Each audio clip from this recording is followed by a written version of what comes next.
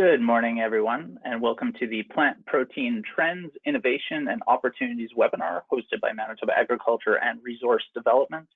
My name is James Battershill, and I will be your MC for this morning. I'm the founder of Juno Food Labs, a Manitoba-based food processor that focuses on making finished products for those flexitarian consumers who want more plants and less meat in their diet. We strive to build brands that take a head first, heart second approach to marketing and building consumer trust. We launched our first product back in March called Bump Beef and Plant Blend in select grocery stores in Western Canada. I also sit on the Manitoba Protein Consortium. The consortium is a group of food industry representatives tasked to help implement the Manitoba Protein Advantage, a targeted strategy that aims to attract investments in protein research, production, and processing with a focus on Manitoba's unique ability to help satisfy the world's demand for sustainably produced protein. I am very grateful that you've decided to join us here this morning. I understand that we have attendees from across Canada and the United States, and as far away as India, Spain, Israel, the Netherlands, France, Indonesia, Ireland, Colombia, Malawi, and Nigeria. So a special thank you if you're here joining us and it's either very late or very early in the day for you. Over the past 5 years, the plant protein market has officially exploded and forced us to reorganize our grocery store shelves, rethink our investment strategies, and yes, redefine the humble hamburger. In the next 5 years, we're expecting to see the sector grow even more. But what is this growth going to look like? Where in the world is it going to happen? And who is ultimately going to benefit? We're going to start our agenda today with 4 short presentations to help answer those questions and much more. I'm very happy that we get to hear from presenters with expertise in different elements of protein production, from initial research and development funding all the way to pilot scale production. We'll then get into the meat of our agenda in the form of a panel discussion. If you have a question for the panelists, please feel free to submit it in the questions menu on your WebEx control panel, and we'll attempt to get to as many of them as possible during the panel discussion. We're going to jump right into the presentations, so I'll invite Nate Crosser, Startup Growth Specialist from the Good Food Institute, to present first. If you're not already familiar with the Good Food Institute, it is a donor-funded nonprofit that's focused on supporting companies that make plant-based, cultivated, and fermentation-enabled meat, eggs, and dairy. Nate consults with startups and investors to capitalize, commercialize, and scale new products and services, as well as build tools for the alternative protein industry at large. He previously worked at a biotech incubator and earned a BA and JD from the University of Kansas. Over to you, Nate.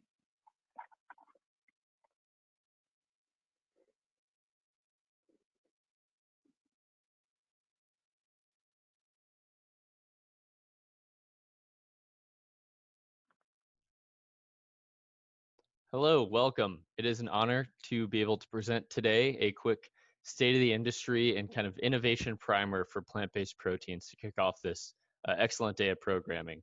So my name is Nate Crosser. I'm a startup growth specialist with the Good Food Institute.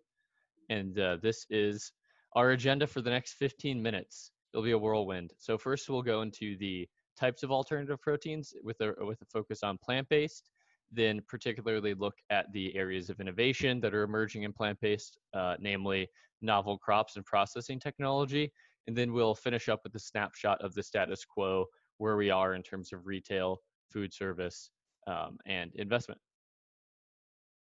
So first, if you're not familiar, very briefly with my organization, I work for the Good Food Institute, which is a donor-funded nonprofit that exists to transform the food system. And we employ over 100 staff around the world across 3 programmatic departments: corporate engagement, science and technology, and policy. And we, in effect, achieve our mission by acting as an accelerator for the supply side of the alternative protein industry. And the key question that GFI works to address is, how do we sustainably, ethically, and efficiently and safely feed 10 billion people by 2050? It's clear that our current system of getting protein through intensive animal agriculture is just not able to be scaled up by 30% in the next 30 years to meet demand for meat. It's too expensive in terms of greenhouse gas emissions, land use, deforestation, biodiversity loss, zoonotic disease, water use, supply chain volatility. I'm sure you've seen a lot of the statistics, but people love meat, eggs, and dairy. It's culturally ingrained, it is delicious, and we expect demand for those things to continue to grow. And so that's where alternative proteins comes in. The solution simply is to make the meat, eggs, and dairy that people want to eat, and just to do it without the animals.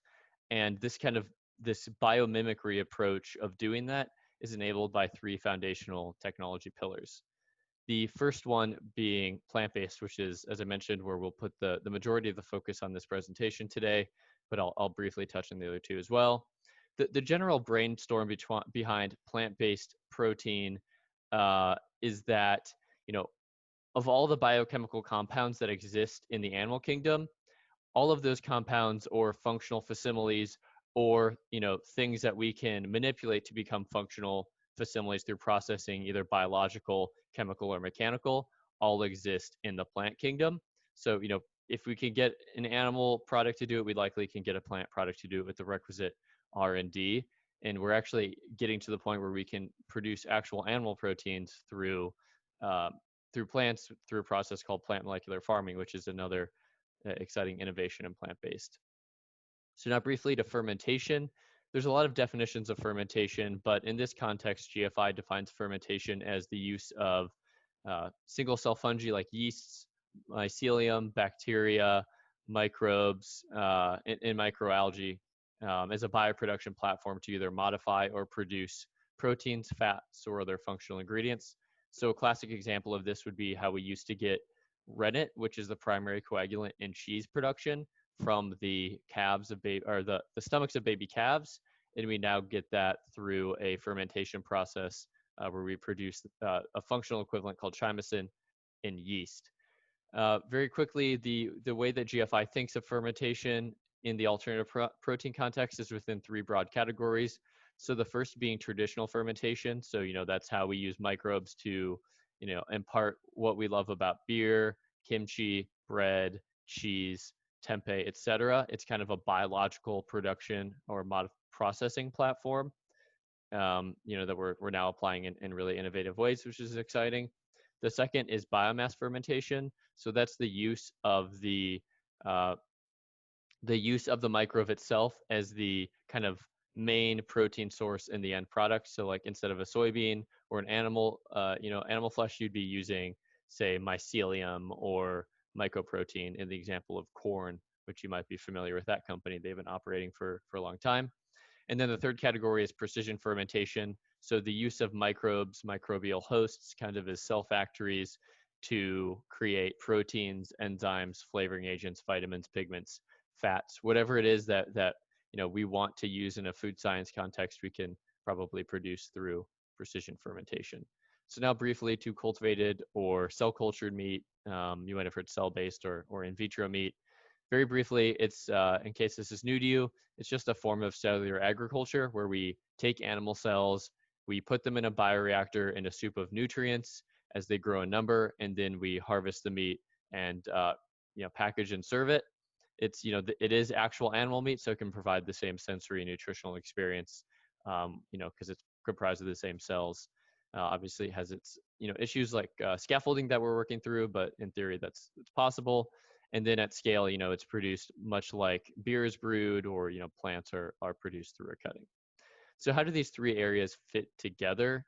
Well, ultimately, we don't really see plant-based, cultivated, and fermentation as distinct technology categories, but rather kind of this one alternative protein industry where we utilize ingredients from multiple categories across the spectrum.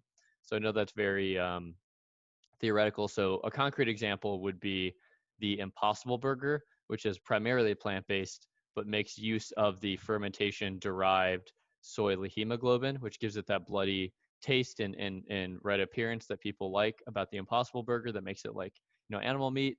It's very possible in the near future we'll have plant-based burgers with cultivated animal fat, or maybe we'll take the burger or whatever product and put it through a fermentation process like how we do with tempeh. Really, the possibilities are endless with what we can do when we combine all these options, and it's only going to decrease time to market for new products and increase the diversity of products that are available. So now to dive into plant-based, which is the most mature category, it is worth noting that despite being the most mature category, it's still very young. We've had veggie patties for a long time. Those black bean burgers or products that are designed to appeal to vegans and vegetarians, but actual meat that can appeal to meat eaters, which we call plant-based meat, not veggie patties, is really, those products have been on the market for less than 5 years, and it's a very young industry. So I'll just briefly dive into some of the key developments I think that we're seeing in plant-based. And a good way of visualizing or thinking about this is this kind of mind map, which breaks things down into kind of where we are in the plant-based protein value chain. So I'll highlight a key areas for companies to potentially get involved with. The first and probably the major one here is protein sourcing. So that is, what is the bulk ingredient that we're making these products out of? In the case of plant-based, that would be crops. The first wave of plant-based was largely soybeans and wheat, but there was early pioneers like Beyond, which had a really innovative use of pea protein that made their meat very meaty. Just Inc. used mung beans to create their very functional plant-based liquid eggs.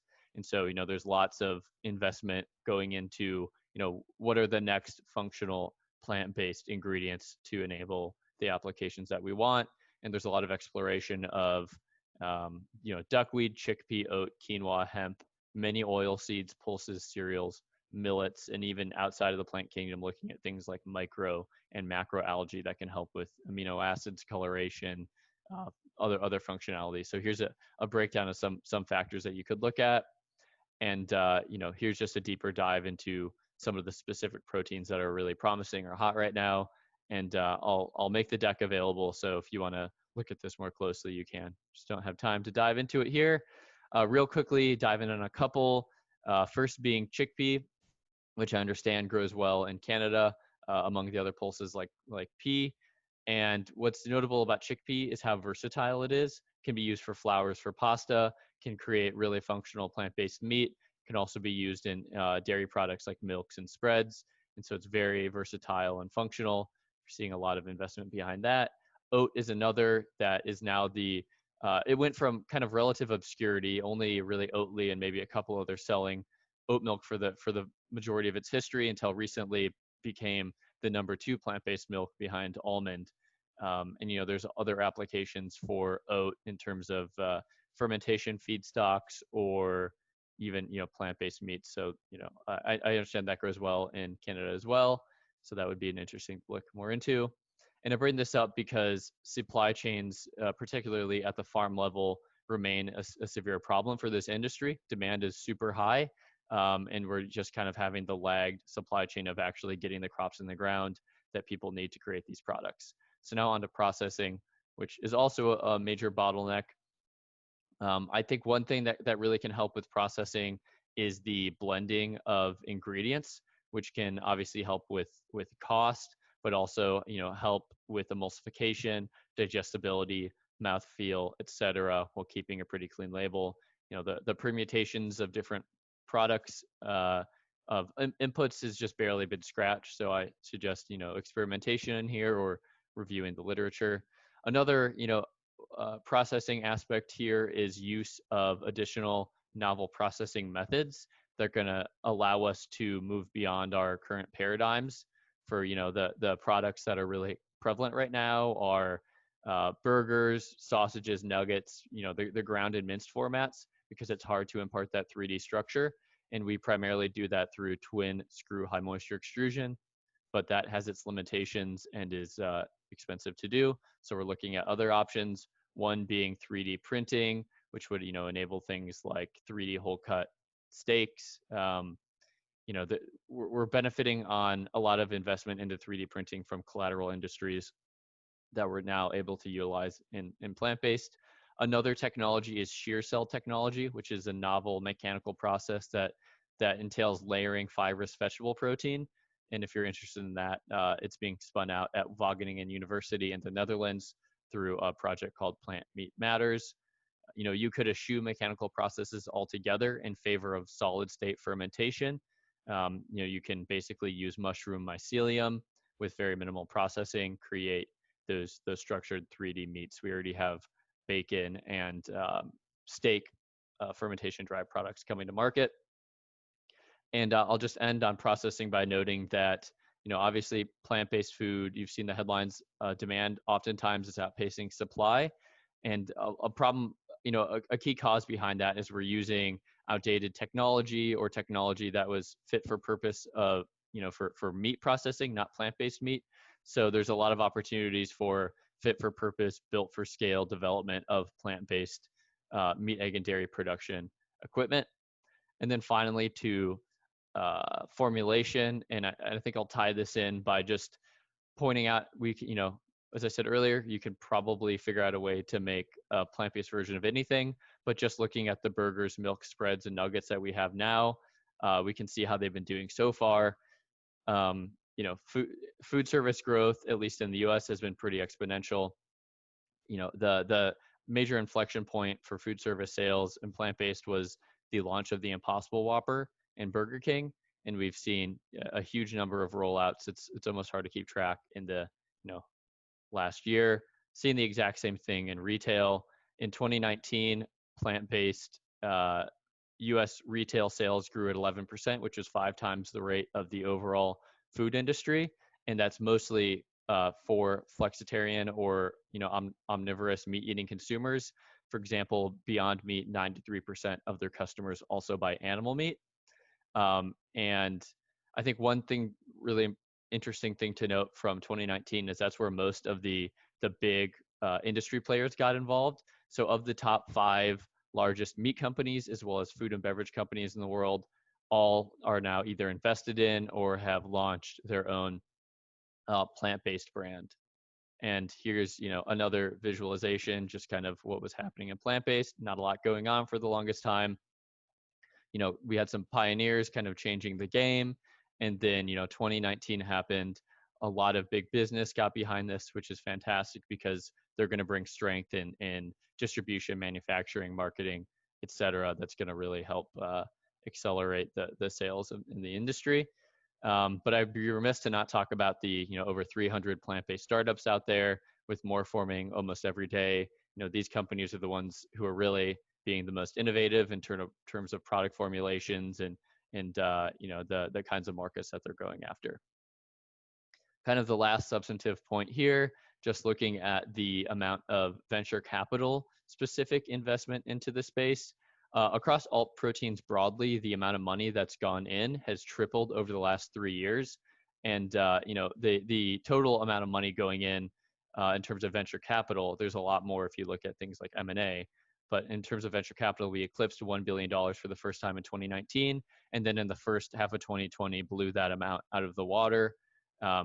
Looking specifically at plant-based, there were almost $3 billion has gone into plant-based venture capital dollars have since 1980, but 99% of that was in the last 10 years alone, and significant portion being in the last year. So we're seeing a tremendous amount of acceleration of investment into the space.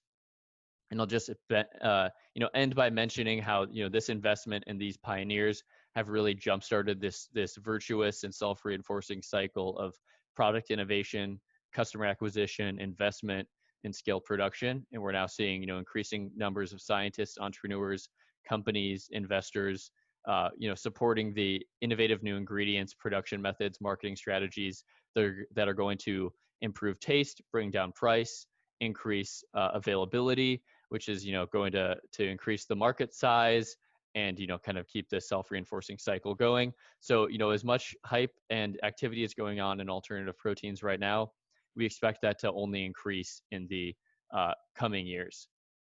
If you found this interesting, you can download our free reports that talk about this kind of stuff at gfi.org/industry, or feel free to get in touch with me. Thank you.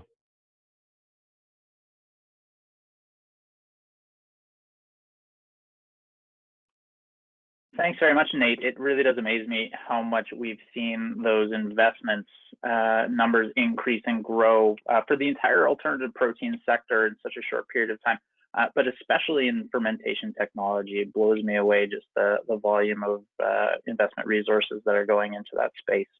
I know that some of the slides on Nate's presentation had a ton of information in them, and some of you may be looking to revisit those and have a closer look.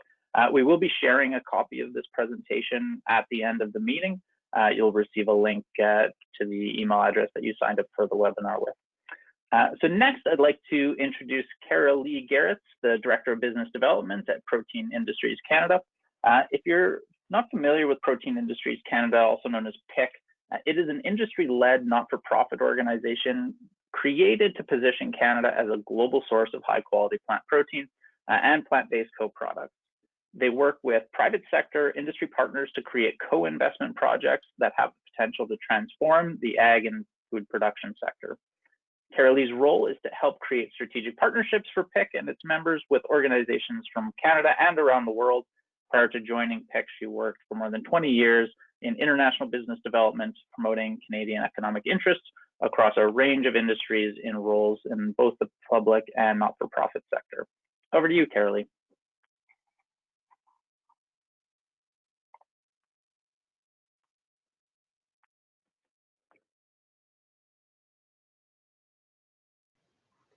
Hello, my name is Cara-Lee Garretts, and I'm the Director of Business Development for Protein Industries Canada. It's a pleasure to be with you today to provide a bit of an overview on the market trends for plant protein. I'd like to say a little bit about Protein Industries Canada. We're an industry-led, not-for-profit organization created to position Canada as a global source of high-quality plant protein and plant-based co-products. Located in Western Canada, we are one of the country's 5 innovation superclusters. We work together with industry partners to create co-investment projects that have the potential to transform the agriculture and food production sector. We have over 230 members representing industry, academia, and government from across the value chain, right through from plant breeding and agricultural inputs to end packaged products for retail shelves and/or food service outlets. Just how big is the opportunity for plant protein? I'd like to start out here with a little bit of a disclaimer. As you will have seen from previous presentations today, the plant protein market is a very dynamic space with a lot of moving pieces. This is before you add on the complexity of COVID and its implications for predicting market size. There are a lot of numbers to be found out there with predictions on what that market size might be. And I say this so that you won't be surprised if you see some differences between the numbers I will share with you and what you may hear from other presenters or what you may see elsewhere. I'm hoping for a better success rate on prediction than your typical weather forecaster, but all this to say that at best, market size predictions are an educated guess based on how we expect that trend lines may play out. A scan of market research reports predicting market size for plant-based proteins through to 2025 provides a wide range of estimates, anywhere from $10 billion to $37 billion Canadian, representing annual growth rates ranging from 9 to 19%. We've been working together with Ernst & Young to try and come up with a realistic average of what those growth predictions might be. Overall, we're estimating that the alternative protein market in 2019 was worth approximately $9 billion Canadian, of which just under 6 billion Canadian is plant-based protein. By 2025, we're estimating that those sizes may be 18.5 billion for alternative protein, of which plant protein would be approximately 12.5 billion Canadian. If we're to project further out, say to 2030, UBS is predicting a market size of $100 billion Canadian for the vegan meat and protein market, while other reputable sources predict upwards of $150 million. In terms of regional breakdown, North America, the darkest green in the chart that you see before you, is forecast to be the largest market for both alternative and plant-based protein.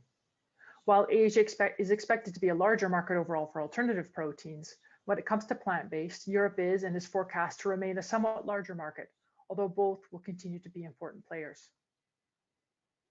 At PIC, in addition to looking at geographic markets, we also consider closely end applications for plant proteins, as this is important in determining future economic potential for our crops. In terms of animal feed, animal protein consumption is also forecast to increase, driving demand for animal feed. The current global market for meat is valued at $1.5 to $2 trillion, depending on whose estimates you're consulting. Those figures have been growing at 2% per year, a trend that's not forecast to slow down as emerging markets increase their meat consumption. The market for protein inputs to animal feed is valued at approximately $9 million in 2020 and forecast to reach close to $15 million in 2026. The second area I'd like to speak to is aquaculture. In 2020, it is anticipated that the volume of fish farmed through aquaculture will outstrip wild captured fish for the first time ever. It is estimated that aquaculture will grow between 2 and 4% annually, depending on the species of fish. The aquafeed used as an input to aquaculture has an upper limit because current feed formulations rely heavily on fish meal produced from wild-caught fish that is subject to quotas. Plant-based sources offer great promise as an ingredient to increase aquafeed capacity, but do present some anti-nutritive challenges when it comes to taste and outcomes for aquaculture operations. Technological advances, including some supported by PIC, are finding ways to address these. Aquaculture in Norway in particular has been leading the charge and demonstrating good success in substituting plant-based ingredients. Companion animals represent another area of opportunity. Expenditures on pet feed in general are on the rise as pet ownership globally increases, and pet owners are looking for ever healthier, high-protein formulations to feed their pets. Companion animal feed also offers opportunity for starches that are the byproduct of plant protein processing. Finally, I'd like to touch on human consumption. We look at this market from two angles. One is from the marketing perspective. When you are selling to a consumer, what does the plant-based product replace? Is it beef? Is it chicken? Pork, particularly important in the case of Asia, dairy, and relatively new to the market, seafood. From a supply perspective, how is the product made and what does that mean in terms of the ingredient stream and the value chain? The first generation of processing and manufacturing approaches focused on extruded product, beverages, and cheese substitutes. Now we're seeing the development of product that are recreating the fibers of meat, flakiness of fish. These represent new challenges in terms of manufacturing technology, ingredient, and input formulation, an area that PIC is really excited to be working on in the scope of a number of projects. As an aside, I would also note that we see potential synergies with some of the alternative protein applications that are being developed. Fermentation approaches, for example, may use starch byproduct as a feedstock and potentially make for new and interesting protein blends. What does this mean for inputs for the agricultural activity that we're undertaking? The market leader in plant protein content is the soy and will continue to be soy. For soy, current annual consumption is estimated at just under 3 million tons, forecast to grow linearly at approximately 1 million tons every 5 years through to 2035, where it will reach just over 6 million tons. This increase is being driven primarily by aquafeed and livestock applications. When it comes to food uses, growth in soy is to be driven by demand in Europe and China primarily.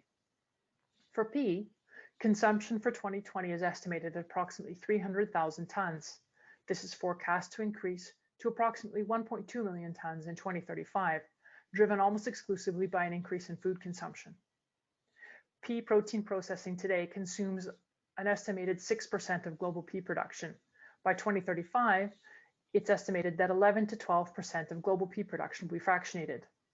Canada is extremely well positioned to meet increased demand for processing capacity, as well as overall agricultural production. But in the face of rapid growth for demand, there is pressure on existing processing that could, once processing capacities worldwide increase, also lead to pressure on overall production acreage. This means that it's incredibly important that for all of us that we make investments now in ensuring that we're increasing our processing capacity in Canada, as well as pursuing technological advances that will allow us to increase production. Looking forward towards the horizon, what do we see being the drivers and the challenges that will impact the plant protein market worldwide? Some of the drivers are population growth, so increasing protein demand, both for human consumption and for animal production. We're seeing an increasing range of categories of product. So my colleague from GFI today spoke to some of those, whether we're looking at the seafood seafood products or dairy substitutes. This increased variety will also increase demand for plant protein inputs. Hybrid product. So this market is not going to grow on the basis of vegan and vegetarian consumption. This is going to be about flexitarians, that category of consumers that eat both plant-based and meat. So we're seeing an opportunity for product that will be a mix of traditional protein and dairy sources along with plant-based protein. Clean label. Consumers are increasingly looking for short labels limited number of ingredients in the food. They don't want it to be overprocessed, and they want to be able to identify what's going into the food that they're eating.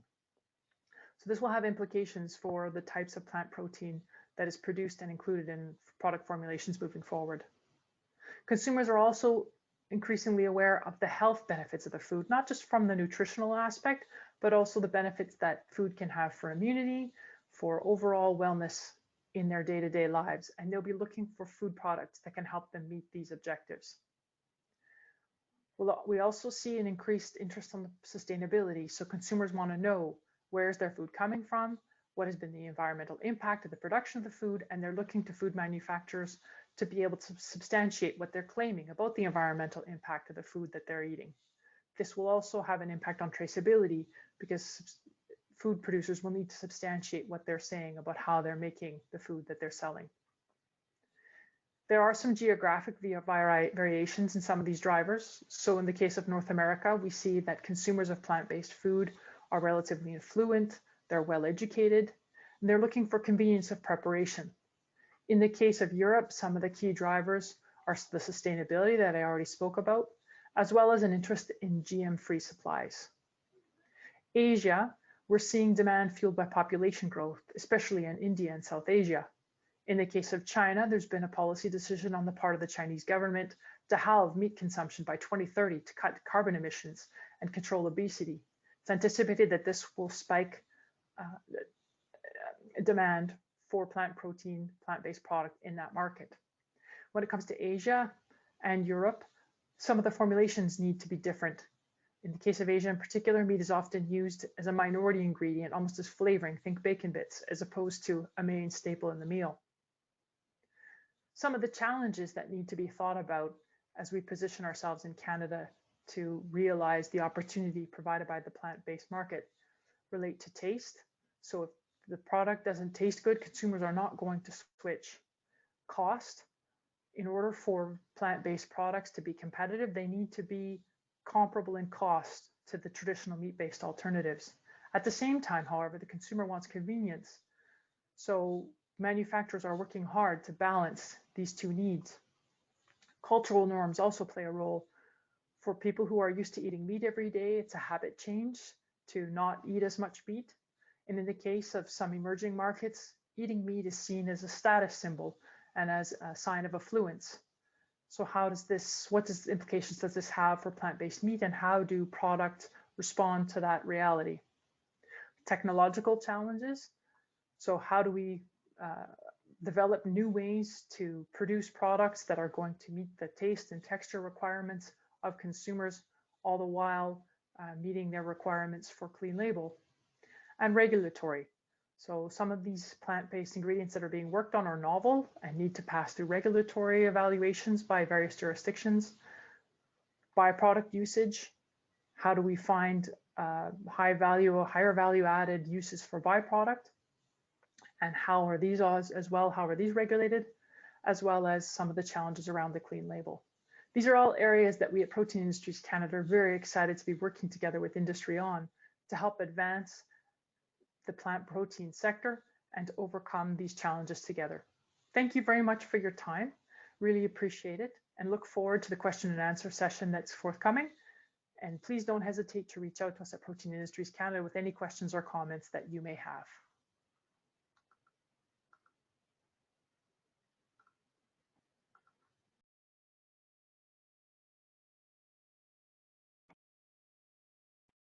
Great, thanks.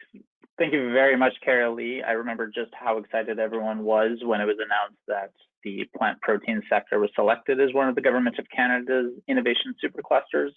We're all really happy to see the team at PIC hard at work and investment dollars flowing into R&D projects. I would now like to introduce Dr. Martin Schweitzer, Vice President of Technical Development at Burcon NutraScience Corporation. Burcon is a global leader in the development of plant-based proteins with a focus on process technology for peas, canola, soy, hemp, sunflower seeds, and more. Dr. Schweitzer has a background in chemical engineering, and his expertise lies in fractionation and purification of biochemical compounds. Since 2003, he has overseen Burcon's R&D efforts at its Winnipeg Technical Center. Now, as many Manitobans will know, in 2019, Merit Functional Foods Corporation was established in a joint venture by Burcon and 3 veteran food industry executives. Merit Foods is building a state-of-the-art protein production facility in Manitoba, where it will produce Burcon's pea and canola protein ingredients.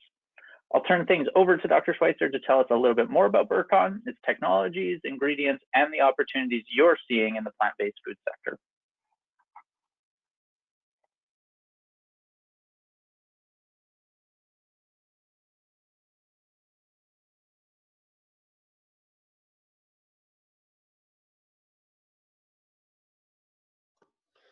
Good morning, ladies and gentlemen. I'm very happy to be here today and have the opportunity to talk to you about new plant protein ingredients. And I would like to take a moment to thank the organizers of this webinar for inviting me to give this presentation. Let me give you a brief overview about Burcon NutraScience. Burcon is a research and development company, and we work in the field of novel plant-based protein ingredients. We have been around now for over 20 years, and we work from our Winnipeg-based technical center, where 16 scientists and engineers live and breathe protein technologies every day.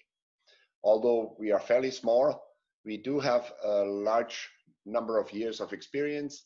In fact, the combined expertise of all of our staff is over 200 years. We have worked on numerous raw materials such as pea, canola, hemp, and flax, and we have protected our technologies through numerous patents. We have 287 issued patents worldwide and an equally large number of current patent applications. In 2019, we were very happy to establish the joint venture Merit Functional Foods to commercialize our pea and canola proteins. And earlier this year, we were very excited to be able to announce a collaboration agreement with Nestle to leverage our expertise and high quality protein ingredients on various food and beverage products. And we're very proud that later this year, the world's first commercial canola protein plant will come online.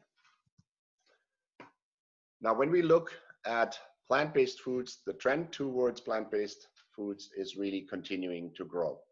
Here in this slide, you see 2 graphs that compare the retail sales of plant-based versus total foods, and also the retail sales of plant-based versus animal-based meat products. This is in comparison to last year. So what's interesting here is that when you look at the time frame of mid-March, at the beginning of this year's pandemic, there was some panic buying that set in, and plant-based foods sales really spiked. But even after this panic buying eased off, plant-based food sales still grew at a tremendous rate of 27%. And when we look at the plant-based meat category separately, that even grew faster at an astonishing 61%. So there's no doubt that food industry is looking for new alternative plant proteins for use in their plant-based foods offerings. However, there are challenges with plant proteins. And when we look at what's currently on the market, we often see issues around flavor. There's often vegetable notes and off-putting flavors associated with current products. Current products also have issues with solubility, which causes often texture issue, gritty texture, and poor mouthfeel. And then plant proteins typically are lacking in certain amino acids, and that causes the nutritional value to be subpar. So in short, traditional plant proteins they do have challenges with both the key value drivers of why proteins are being used in food products, and that is nutrition and functionality. Now at Burcon, we have overcome those challenges by developing technologies that arrive at differentiated proteins. All of our products have great nutritional value. We have all the amino acids that our body needs available in our products, and we also have really high purity levels. So none of any potential anti-nutritional contaminants are left behind in our products. Then we have great functional characteristics. We have a variety of different protein products that allow us to be used in various food and beverage products, and I'll get into that a little bit more in detail in the next few slides. And most importantly, the taste and flavor characteristics of our products is unmatched and unrivaled in the industry. We have very clean flavor profile in our products and can make consumer products that taste great and be used in a really delicately flavored food system. So when we look at our canola proteins first, we have two canola proteins developed. One is called Supertene, and Supertene is a really unique product in that it is highly soluble. It's completely soluble across the pH range, and that includes acid pHs. It's also transparent when in solution, and it can withstand heat treatments. So for example, it can be used in hot fill applications. So with those characteristics, we really feel that Supertene is the perfect protein for use in beverages. We also have great foaming characteristics with Supertene. We can make large amounts of foams and very stable amounts of foams, and so we could use it in products such as aerated and frozen desserts. So think about non-dairy ice cream. And then Supertene also is very unique in its amino acids composition.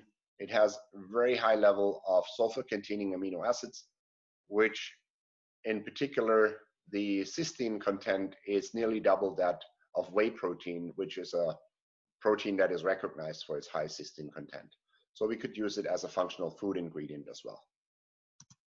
The second protein that we've developed from canola is called Puretine, and Puretine has great emulsification properties. So we could make egg-free mayonnaise products, for example, so dressings and sauces.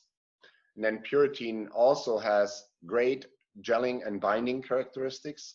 We can make heat set gels and can use it in meat substitutes and meat applications. And we have also been trying Supertene in baking and baked goods, and for example, have made cookies and muffins where we have replaced egg protein with Puretine as the binding ingredient. So we really think that canola protein is the future. It's a novel protein, never been seen before, and it could be particularly useful in alternative meat products. Now let's look at our pea proteins. We have also developed two pea proteins, Pisaz, our main pea protein, and then Pisac. Pisaz is really the only pea protein that is completely free of any vegetable off notes. We do not get the typically associated pea flavor that many pea proteins on the market currently have. It's also very soluble. It's a uniquely soluble product, and it is very pure. It has protein levels over 90%, whereas normally pea proteins on the market today have protein levels around 80%. So per pound of protein powder, a formulator could use less Pisaz in the formulation and get to the same protein level as on the label as compared to traditional pea proteins. With the sensory characteristics of those pea proteins, we also could use it in very delicate flavored food systems. So the prime applications for pea and for our pea proteins are really dairy alternative products. We could make use of the solubility again in beverages, but we also have been very successful in making protein crisps out of those pea products. So it really allows a wide variety of applications of food and beverages. And finally, I would like to introduce you to our newest line of protein blends. we have a combination of pea proteins and canola proteins that we have created to have the same functional attributes as our individual products, but with a premium nutritional profile. The amino acid profile of pea protein and canola protein really complements each other very well. And we can arrive at PDCAS values that have 1.0. So when we're looking at protein fortification, for example, in dairy alternatives, we could actually get the same nutritional value as that of cow's milk. And when we're looking at plant-based meat products, the PDCAS would actually be higher than that of beef. So to summarize, we have seen that the trend towards more plant-based foods continues to grow, and plant proteins continue to be in high demand. However, there are challenges with plant proteins, but those challenges can be overcome by choosing the right technology, and then we can arrive at innovative protein products that have exceptional flavor and nutritional and functional attributes. And with those characteristics, those products that are then uniquely positioned in the protein market and an excellent alternative to animal proteins. And with that, I would like to thank you for your attention, and I would be happy to answer any questions you may have later. Thank you very much.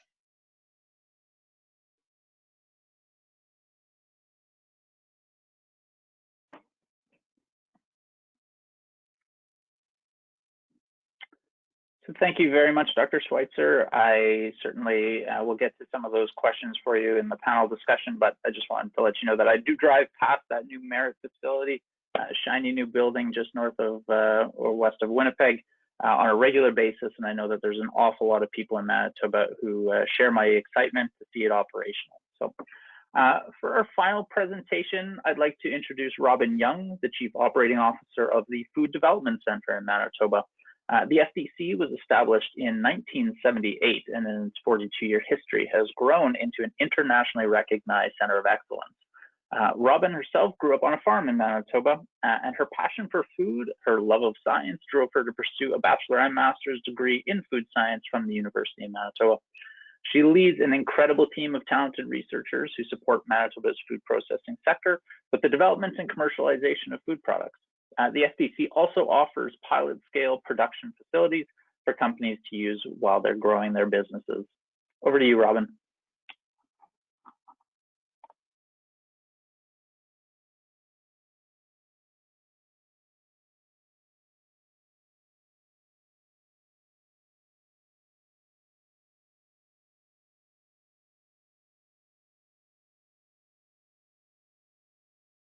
Hello, my name is Robin Young, and I'm the Chief Operating Officer of the Food Development Center. You're looking at a lovely photo of our center, which is located in Portage-la-Prairie, Manitoba, Canada. The Food Development Center was established in 1978, and it was the first food center of its kind in Canada. In our 42-year history, FDC has helped companies of all sizes to successfully create and commercialize new products. The food industry in Manitoba is very important to our economy. It's the largest manufacturing sector in Manitoba at $5 billion in total revenue, representing 26% of Manitoba's total manufacturing revenue. It directly employs over 12,800 Manitobans, so a lot of people go to work every day in a hairnet. And 99% of Manitoba's food and beverage companies are micro, small, and medium-sized enterprises, meaning they're under the 499 employee threshold set by Industry Canada standards. FDC works with both small and medium and large-sized companies to help them take new concepts to market. Manitoba's population is small at just over 1 million people, so any companies that are growing concerns need to be looking at export markets to help their companies sustain. Exports for processed food and beverage in Manitoba were valued at $2.84 billion in 2019. And the largest subsectors exporting are meat manufacturing, which is mainly pork, grain and oilseed milling, which is mainly canola, and fruit and vegetable preserving and specialty product, which are mainly frozen potatoes and French fries. It's going to be interesting to see as our new players come online with plant-based proteins to see how these export subsectors shift, moving from animal proteins and plant-based products to plant-based proteins. At the center, we work with clients, helping them to extend shelf life so that as they look at new markets to grow their companies, we can ensure that the products get to those new markets in the same prime quality as they leave the plant. FDC helps food businesses take new products to market. We are internationally recognized as a leader in the development and commercialization of food products for domestic and international markets. So although we're rooted in Manitoba, we work with companies from all over the globe. Our team at the center is made up of food scientists, food engineers, food technologists, nutritionists, and regulatory specialists to help your company take ideas to market and to prove concepts. We have a variety of technologies available to us at the center, including extraction and fractionation, meat technologies, drying technology, thermal processing, freezing, packaging, bar making, and beverage and liquid expertise and technology. This webinar is talking about protein today, so I want to talk about sources of protein and the specific services we offer at FDC for the protein-related companies and the protein market. On the left-hand side of the screen, you'll see kind of traditional sources of protein, animal-based proteins, dairy, eggs, meat, and shifting over to the right, you'll see different sources, including plant-based, and some that we don't always think of as protein, potatoes. Popeye is pictured here with his spinach because he was onto something about leafy greens and the protein available from that type of commodity. So we're working with all types of commodities at the center and products looking at their protein potential. FDC offers protein development services in extraction, both in wet and limited dry capacity. Under the wet services, we offer centrifugation, isoelectric precipitation, membrane filtration, and enzyme-assisted extraction to create protein concentrates or isolates. This is all dependent on the commodity itself and the desired outcome and product ingredient profile of the company that we're working with. In terms of dry extraction, we offer air classification with partners in Manitoba. We can grind and sift oilseed press cakes, and we work with pulse and grain flours to create protein-enriched fractions as well. We also offer on-site protein content analysis, sensory evaluation, and shelf life testing of resulting ingredients or products using those ingredients. And we offer regulatory assistance related to protein-related claims and nutrition labels. This slide here shows an opportunity of co-products. So when we think of protein, sometimes you're going after protein from a pulse product or something that is inherently known to contain protein. In other cases, we're looking at side streams or co-streams or traditional waste streams or processes to figure out what the protein potential is in those co-products. This slide shows canola seed. We have a wide range of canola crushing, I guess, taking place in Canada, I should say, and a well-entrenched industry for cooking oil. The meal presents some opportunities for protein, and what I've got circled on this slide shows protein meal coming out at 15 to 70%, which is called a flour, a concentrate at 71 to 85% protein, or moving along the chain to an isolate of over 85% protein. And those different percentages can be created through the different extraction technologies that we can utilize. Canola protein presents some opportunities in that it's got emulsifying, foaming, and gelling capacity in terms of its functionality and how it would behave in a finished product. It also has a good amino acid profile, so it's become very high interest in terms of the market looking at new proteins. Other services we offer at the Food Development Center relate to the functionality, so looking at those ingredients, those resulting flours, concentrates, or isolates for their functionality. How are they going to perform and what will they do in a food matrix, so in a baked good or in a beverage. And then we can take those products and look at the best applications for them, including batters and breadings, bakery items, snacks and bars, and beverages and liquids. The product featured on this screen is a chicken breast nugget that includes pulse fractions. in the batter coating of that chicken. It provided increased fiber, but had an additional benefit of adding browning to the product when it was fried, and had a surprise element in that it reduced the amount of fat absorbed in the frying process. So we look at that type of functionality and then the applications into the products, and then figure out the best use for your new ingredient in the food industry.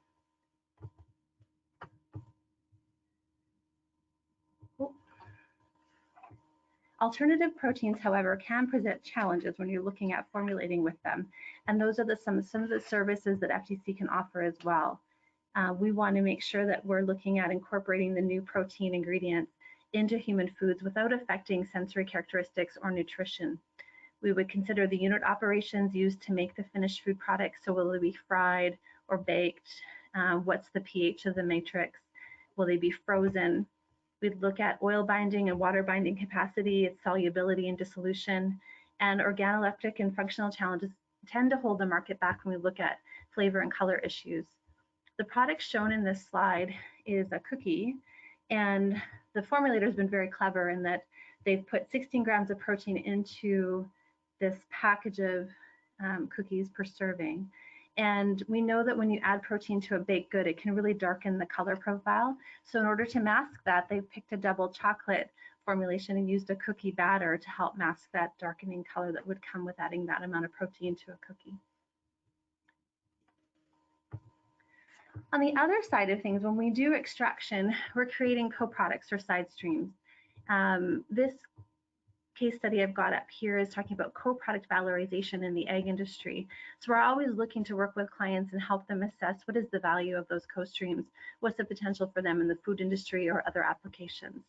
This example is an egg processing client that was doing, liquid food or liquid eggs, pasteurized eggs in cartons. And the eggshell waste they were creating at the one facility was estimated to be about 44,000 tons a year, and estimated between $1 and $2 million a year for cost of disposal.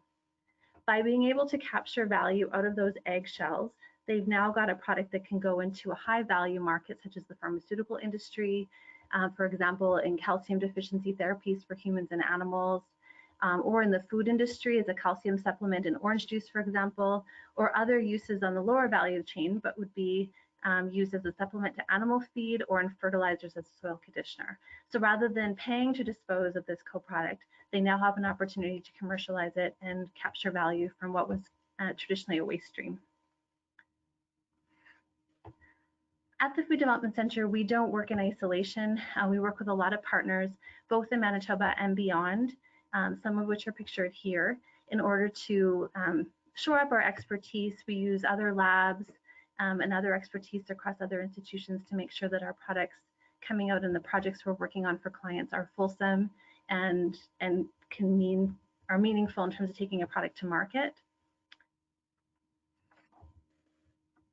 If you have any interest in working with the Food Development Center, any questions about how your company might work with us, my contact information is here and we'd love to hear from you. Thank you.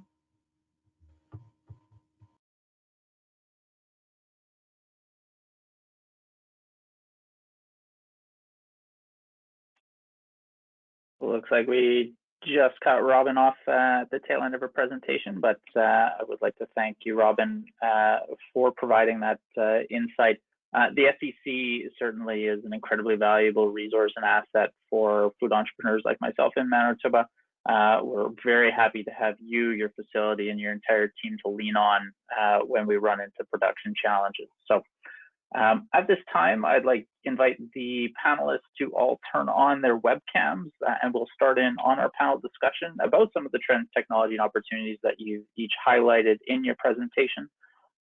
Just as a reminder for the audience today, you will have an opportunity to ask questions of the panelists by typing them into the questions section of your WebEx control. I know that all of our panelists have an incredible depth of knowledge on these topics, but given that this is really an introductory webinar, to the panelists, I'm going to ask that you try and keep your answers focused and a little less than 2 minutes in length. I want to make sure that we can get to as many questions as possible. And know that Robin Young from the Food Development Center is going to be answering questions via audio. but unfortunately her webcam just isn't working at this particular moment. So I think we'll just jump straight into those questions. The first one focusing on trends and demographics.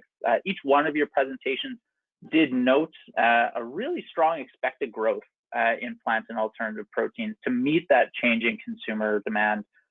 But when we often talk about these changing consumers, we talk about them as a uniform group, even though we know that different demographics, be it based on age, cultural background, gender, or income, can have wildly different dietary preferences. I want to start with Nate from the Good Food Institute. Do you see growth in the plant and alternative protein market being driven by one particular demographic more than others?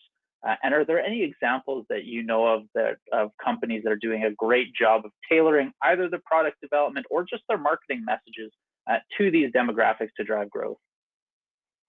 Yeah, I think this is something that Kara hit on in her presentation, but really it's more of a key psychographic than a demographic. It's the idea of flexitarianism that's really driving most of the growth, and there are, slight over indexes in terms of people with higher incomes or people who are more urban than rural and things like that. But for example, Beyond Meat reports that 93% of their people who buy their products in stores are also buying animal-based meat. So it is kind of this mainstream flexitarian consumer. Although, at least in US retail, millennials and Gen X substantially over-index. So basically, the younger you get, the more propensity there is to buy these products. I think last I saw, 2/3 of millennials in US eat alternative proteins every single day in about, yeah. So then to answer your second question, what really drives purchasing is taste, price, and convenience. So the companies that are really successful for competing with those mainstream consumers are those who have competed on taste primarily. So Beyond and Impossible really pioneered that. And then if you look at the kind of shift, the main drivers that shift towards plant-based, at least in the US, it's health. So I don't know if it's a hard balance competing, between saying that your thing is healthy and that your thing is tasty. I don't know if anyone has really done a great job on that yet. But then the number two thing is environmental, and companies like Corn have done a good job of, they now do carbon labeling. Corn is a UK company, and I also say I looked at Bump and Juno's products, and your packaging looks very good. It looks just like a package of ground beef. You can see the product. I think that's something that people like to see as well, is actually what the product looks like. Great, thanks very much, Nate.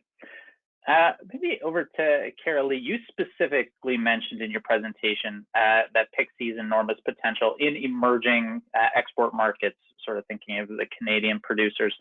However, as we know, other countries consume meat and protein very, very differently from what we're used to here in Canada and in North America.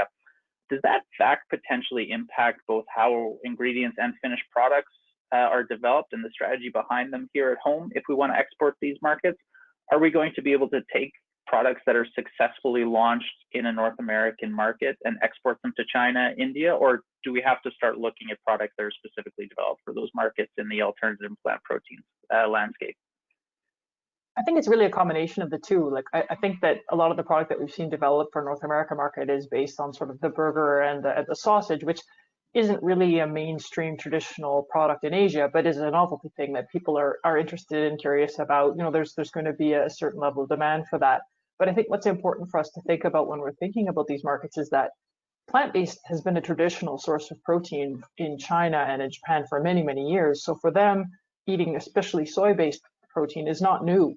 And what we need to think about when we're doing product development, and to do this in collaboration with brands that are established there and know the market preference as well, and know where those openings are to delve into that flexitarian trend that's going to be growing in those markets, as well as to say, okay, well, how do we come up with alternative meat substitutes that meet the profile of what these markets are looking for? And I would say that some of the big opportunities are probably pork, and we're seeing companies like OmniPork out of Hong Kong who are already very active in that space. But perhaps the big one is actually the plant-based seafood and fish. These are markets that eat a lot of seafood and fish. That's a taste profile that's really well known to them, that they really like. And are also population bases that are putting a lot of pressure on fish and seafood consumption. So there's an opportunity there, I think, to work from an ingredient supplier perspective with product manufacturers, product developers who are coming up with solutions to meet that particular taste need. Oh, that's very interesting. So Robin, turning over to you, your team has the expertise on the product development side of things, and I'm curious to know, either from a nutrition or from an organoleptic standpoint, when a client comes in and maybe is specifically targeting either a baby boomer demographic compared to millennials, how do they approach product development and solving problems differently, if at all? Thank you for the question. Our product developers at FDC definitely approach the products based on the target market. So depending on demographics, or if it's geographic market, we'll take a look at the needs that we perceive those consumers have. So in the case of baby boomers, we might consider using something like citrus as a replacement for sodium, or looking for umami-rich flavors to add to reduce the salt and fat. That's often a concern of that demographic. For millennials, they're looking for something inventive and bold. So we look at things like sriracha or harissa to spike into sauces and mayonnaises and things like that. They also want customization. So that's part of what you're seeing some of the demand in the taco and kind of fajita and sandwich market with millennials. For Generation Z, that's another one that's coming up with us, and we're finding out that they're kind of traveling through their food, especially right now in the case of the pandemic. We're not able to really travel internationally, so we're seeing that as a demand as well. So we look to those types of international flavors to incorporate into products that they would maybe find familiar, but with a little bit of an edge. And then we look at where they overlap. So these demographics, as they've spoken, other presenters have spoken to as well, they overlap in areas of clean label and sustainability and wellness. So our role as product developers is to take a look at those ingredients and identify the profile that will make them suitable for the target market. And then we take a look at what we're going to be doing with them. So what are the unit operations that are going to be affecting those ingredients? Are we frying the product, baking the product, hydrating it for a beverage, aerating it into a frozen dessert? And we'll take a look at what ingredient functionality we need to achieve a good tasting product. Because at the end of the day, that's the key, is that the product has to taste good for whatever consumer market you're going after. And that's why you'd engage the services of our product developers to help you overcome those challenges that may be presented organoleptically, nutritionally, and functionally. Great, thanks, Robin. It sounds like sort of the foundational ingredients that are being utilized here are fairly consistent across demographics, but it's maybe what we use them for and the seasonings and flavor options that change a little bit depending on the demographic. Dr. Schweitzer, you said that canola is the protein of the future, but we do also know, speaking with some canola farmers, that especially when you look at international and export markets, it's a relatively unknown ingredient compared to something like soy or peas. And also that there's some consumers that shy away from canola because they are typically, products are typically derived from transgenetically modified varieties. I know that Burcon's line is not, but I'm curious to know, when you say that canola is the protein of the future, do you have a particular demographic in mind that's going to be the first adopter and user of that as an ingredient? That's a great question. Yeah, it's definitely true that there's trend towards more non-GMO ingredients, and I think especially the millennials are looking towards that. So at Burcon and Merit's intention is to offer the canola proteins, as you said, from a non-GMO variety, and we would think that it would go initially in products that are targeted towards the demographic like the millennials. The nice thing is, with our process, it works on both. So we don't need non-GMO or conventional canola that as input material for our process. We can make final products that are independent from that type of raw material. So if the market demands the canola protein from either raw material, the process is able to handle it. The other thing is, you know, when I said the canola protein is the future, there is a tremendous amount of canola meal available right now from our canola seed that's being processed for oil. If you, as an example, if you take only the protein portion of it, there would be that much protein in canola that you could feed about 700 million, I think, 700 million people for 1 year. So there's the raw material availability is huge. That's what I meant. So that and then with the properties that canola protein has, I really think that there's a tremendous potential that canola protein can be the next big thing as an alternative to soy or pea or wheat protein that's currently on the market. Great, thanks. I've got a question actually from an audience member that's a good follow-up to that as we talk a little bit about consumers shying away from GMO products. Several of you also mentioned the fact that there's a lot of shifting consumer trends towards wanting what we call clean label or minimally small ingredient decks and minimally processed end products. But the reality is that the trend in plant protein is actually to increase the amount of processing, certainly even with conventional plant proteins, but then even more so outside of the realm of the consumer's understanding when we start going to fermentation enabled. And then as Nate talked a little bit about sort of other advancements in cellular agriculture as well. I'm interested to know each of your take on that and how companies can potentially introduce these new ingredients, but also potentially satisfy the overarching trend that we see from consumers to want something that's minimally processed. So maybe Carolee, I'll start with you.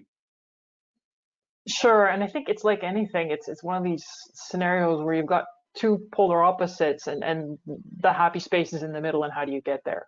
And I think it's a lot about the technology and the product development and how we approach, how we can maximize the functionality that we need and still minimize the level of processing or minimize the appearance of the processing, and to help consumers understand and really know what the risks are, because I think a lot of it is fear of the unknown, and it's also an education piece about what does it mean to eat a fermented protein, what are the benefits of that over perhaps some of the more traditional types of proteins that they're used to, and overcome some of that, but at the same time be responsive to the consumer needs and preferences and sort of meet them halfway.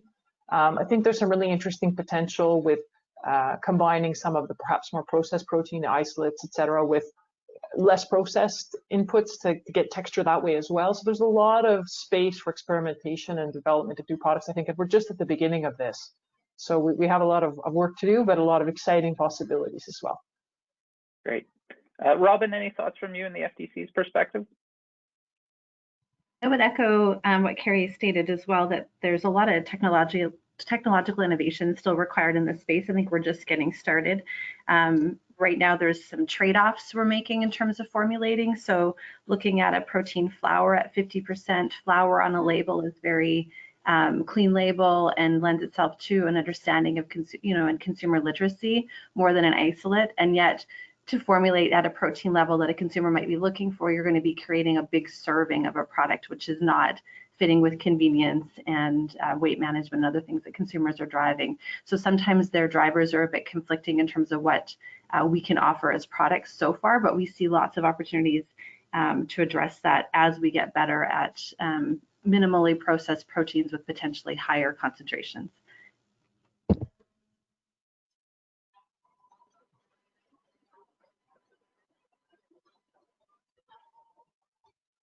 I think James might have frozen there. Just going to another question actually from the audience, and Nate, I'm going to throw this your way because I think that this is, oh, can you hear me now? Yep. Can test 1, 2? Can you hear me? Perfect. Great. So Nate, just throwing this question to you. I think this is an area where the Good Food Institute has lots of focus, but it's not always just about what consumers are willing to accept in terms of new and novel ingredients, whether it's plant-based or fermentation-enabled or other alternative proteins. But what regulators will allow plays a big role in the earlier. What are you seeing in terms of trends, either to other jurisdictions, in terms of some of the challenges that companies are needing to overcome in this space? Yeah, it broke up a little bit there, but if the question is, what are some of the regulatory trends and strategies around getting approvals?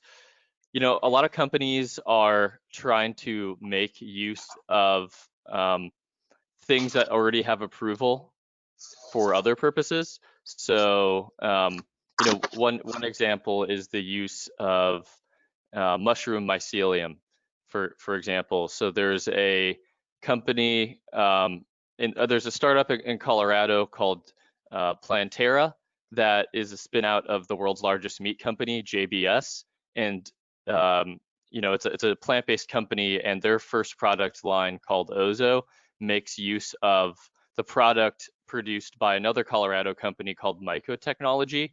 And what they do is they take pea and rice, and they ferment it with shiitake mycelium. So kind of like the root structure of mushroom. So kind of like how, you know, fermentation is used traditionally, but just with new substrates and maybe with a new process. So it's finding these kind of like old school ingredients or processes, but then applying them in a new way. So you don't necessarily have to get a novel ingredient approved through, you know, the FDA or other regulators. I hope that answers your question.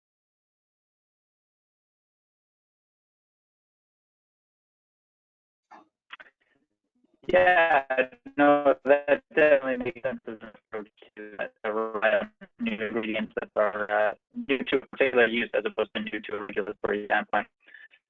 So on to the next question, and going back to the topic of consumer preference, we do know that, as Nathan and several others alluded to, sustainability is one of the top reasons that people are consuming more plant and alternative protein and less traditional meat. So that said, I'd like to know your opinion. Is the plant and alternative protein sector doing enough to, and this is the key, demonstrate and prove sustainability to consumers? So if yes, I'd love to know what you've seen in terms of some of the best examples of practices that are already being done, or if not, what do we need to be doing differently? And I have a bit of a bonus question here. I'd like you to think 5 years out. What to you is the most important one sustainability issue that food processors should be looking at 5 years from now? And so here's the kicker, is that I don't want you to all give the same answer, so we can only get that greenhouse gas emissions one. So Martin, I'll start with you. Yeah, that's an interesting question. I think the determining the carbon footprint of certain products is certainly what I see should be the plant-based food industry should continue to do, or should do more of. Perhaps that should become a standard of having this attributed to each protein product and also for meat products, so that the consumer can make an educated decision which product is more sustainable. As regards to the second question, I think what's the most what needs to be done in the next 5 years? I think to keep consumers happy, the products need to be both sustainable and to have a great taste. I think that still today, even though there's a number of products out on the market already that have great taste, plant-based products still can do better to appeal to mainstream consumers. And so creating ingredients that deliver that is a key challenge. Great. Robin, I'm going to turn to you. Same question. Are we doing enough to demonstrate sustainability to consumers? And what potentially do you think 5 years from now is going to be the most important sustainability issue that consumers are going to be focused on? We're starting to see clients at the food center looking at their footprint, their carbon footprint, their food miles again is coming up. And that's a complex thing to figure out when you're combining a multitude of ingredients from a variety of sources to make the best tasting formulation at the end. So we'll see how that evolves. There's some private sector and public sector organizations that will help companies work through that. So we'll see where that goes. I do believe it's going to be key in terms of consumer literacy to be able to kind of provide a foundation or a baseline so there's an understanding. And in terms of the 5-year forecast for what's going to be important, I'm happy to be asked second as opposed to last. I would say that water utilization is something that we're really watching and trying to benchmark in our processes here at the center. Knowing both water sources of water and also treatment of water are going to be major issues just in the context of the prairies anyway, in terms of wastewater infrastructure, and looking at reducing that footprint, recycling that water, and using less in terms of creating products, I think will be key. Great, thanks, Robin. Carolee, on to you. Same questions. Okay, sure. So in the context of the food system as it exists right now, I think the big space that we need to be focusing on, and PIC has invested in some projects in this space, is actually on the data side, so on the traceability. So you can't improve something if you're not measuring it. And so we're really pushing to have the data trail that shows here's what's happening on the farm level, here's what's happening at the distribution level, so that producers and all the players along the value chain can say, hey, here's what we're doing and here's how we're improving it. And have that substantiation to turn over to the consumers. And I think that's a space we're going to have to continue to work on.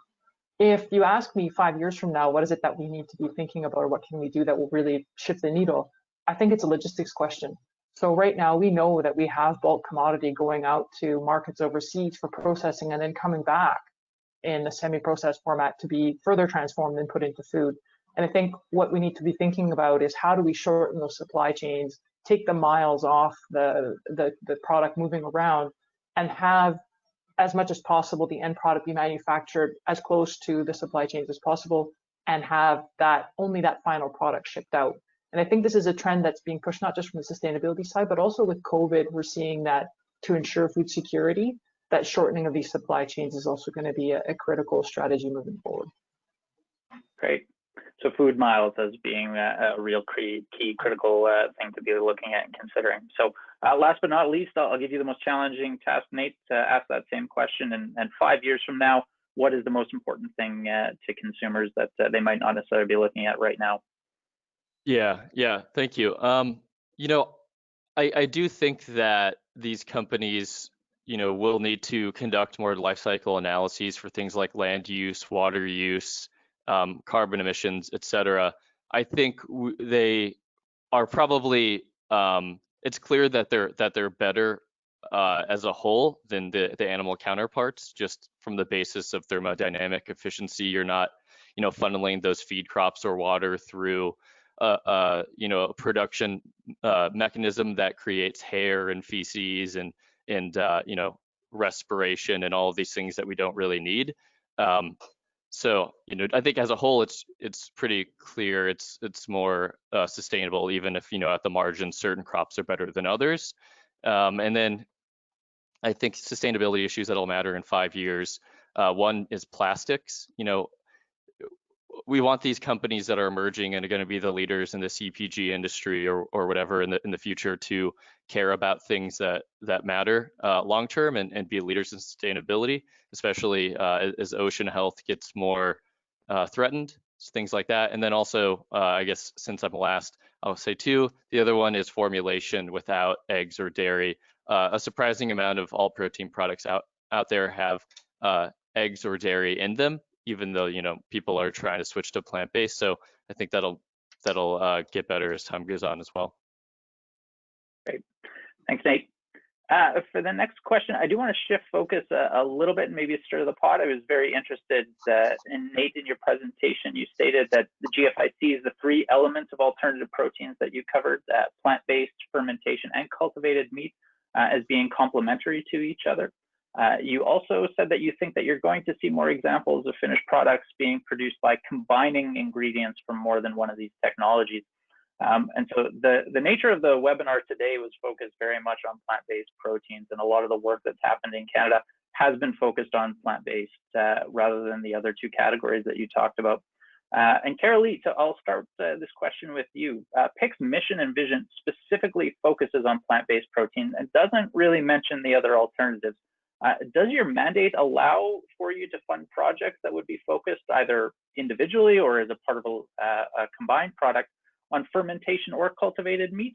And I'd be interested to know if it doesn't, is your opinion that it should, given Nate's assertion that the technologies are linked? Sure. I think the way that PIC's mandate was envisioned and the way that we were launched was to focus on what was the first commercial avenue that was really going to be feasible to leverage more value add out of the broad acreage crops that are grown in Canada, and that is plant protein. And that's where we started, and that's where the bulk of our project investments have been. That being said, we know that these crops, when they're fractionated, it's only 25 to 30% that becomes protein, and you still have a byproduct stream that's 70% other things, and starch being a big part of that. So we're quite interested in looking at combinations of projects that allow for greater value added use of that starch stream. And fermentation and cellular agriculture, although they're very early in their technology inception, offer potential in that space. So while the way our rules are written out and the way that we currently operate does sort of limit us a bit to the plant protein, we are very, very open to looking at projects that combine the two, that allow for our plant protein project to be more competitive, more economically feasible by looking at value-added processing of those byproduct streams. And I think the alternative proteins that are not plant-based are an interesting opportunity that we're very open at looking at. Great, thanks, Shirley. Robin, interested to know in terms of the capacity at the FDC, do you work right now at all in fermentation or cultivated meats? Do you have the capacity at the center? And if not, what sort of an investment would be required to start working in that space? Well, currently our capacity doesn't allow us to create products from those technologies, but we have been working with companies to combine ingredients from the various sources. So what Nate has indicated is happening, that they're linked technologies. We're seeing that in consumer demand and in our client demand. They're coming looking for formulations that combine ingredients from a variety of technologies and sources. So our expertise right now is to use those ingredients and blend them in a way, considering the unit operations that we're going to use to make the finished products, and selecting the ingredients and then handling them in a way that enhances their functionality and provides a desirable taste and texture to the finished product. Our role otherwise in terms of finding technology providers is as a liaison and connecting within our network to help companies find those experts across Canada and within centers with the capacity to currently do that. We've got a couple of projects that we've done in our past and one coming up where that's exactly what's happening. Clients are working in other locations to do the fermentation, for example, and then the resulting ingredient will come here and we'll work with it in the formulation. At this point in time, that has been our approach. It avoids duplication and leverages the expertise within the network, as opposed to having pockets of expertise duplicated throughout, especially Western Canada. Great, thanks, Robin. Just looking at the time, we are down to our last few minutes, and I do want to stay on time, but I had one question that came up a few times from audience members, and that's with respect to smaller food processors, whether it's an individual bakery or sort of a small food processor that's doing CPG products.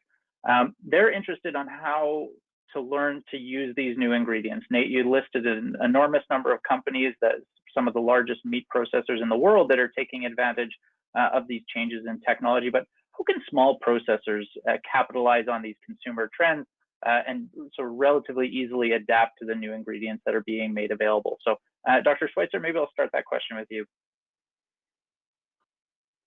Well, we certainly have over the years we pride ourselves to work directly with the potential customers and help them in how to use our ingredients and develop products. So I think going forward, that continues to be one of the things that we intend to do, to work directly with small and well, all sizes of companies that want to get access to our products and understand them, and just kind of help them understand and educate them how to use them, because there's a lot of knowledge and innovation involved in that. So it's not just an easy replace one product with another one. So. Great. And Nate, maybe I'll leave the last word with you with that same question. How do you see smaller food processors or even sort of local community level food producers utilizing some of these new ingredients successfully? Yeah, I think that working with partners like FDC or lots of product development consultants out there can play a really huge role. And just I think going back to the whole fractionation valorization component here, if there's a bunch of oat producers, for example, they could come together and they could fund pre-commercialization research and development for various things that you can do with those fractions that make it more valuable for the entire industry. So I think that these organizations like Protein Industry Canada that bring together the various stakeholders on that kind of thing are just super valuable, and I would encourage anyone to get involved with kind of a consortia like that. Great.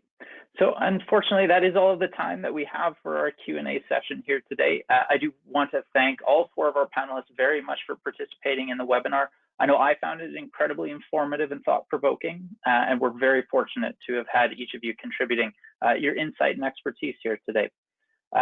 For anyone that wants a more in-depth discussion, because I know just looking at the questions that were submitted by panelists, there's lots of great ideas and great discussion on these topics that people want to have. We are organizing a virtual protein summit from February 23rd to 25th in 2021. And it's going to be covering a range of topics that are such as the ones we've talked about today, driving protein innovation through collaboration, sustainability trends, market and consumer insights, and of course, the post-COVID-19 world that hopefully is in the near future at that point. So if you want to revisit any of the presentations from today, I do have some good news. As I mentioned before, you can expect to receive an email from Maurice Bouvier. He's the Assistant Deputy Minister from Manitoba Agriculture and Resource Development.